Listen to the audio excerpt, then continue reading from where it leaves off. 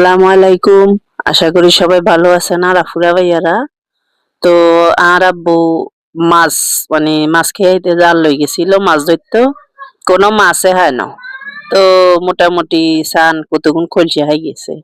তো আন মা আবার বাইশ দিয়ে যায় দেখছেন নি হাতের কথা 13টা বাজে 12টা বাজে দিছে। তো পরে দি মা কয় এনে খাই এলা মসমসা আমি কইলাম যে না এটার একটা টেকনিক চাই কি করা যায়। পরে যখন চিন্তা করলাম খেতে তাজা দইন্যা আছে, তো ধনিয়া পাতা উড়াই লই আইলাম, কিছু কাঁচা মরিচ টানলাম, কাঁচা পেঁয়াজ ডললাম, মানে কুচাই লইলাম, সরিষার তেল দিয়ে মাখি সুন্দর একটা রেসিপি হয়ে গেছে। গরম ভাতের সাথে খাইতে হেব্বি মজা লাগবে। তো একটু সরিষার তেল দিয়ে মাখি, দেখছেন নি কত দেখতেও তো কত সুন্দর হয়েছে। গরম ভাতের সাথে খাইতেও ভালো লাগবে। পরে আব্বু খাই কইলো যে না হেনে তো নেনে না ভালো হয়েছে।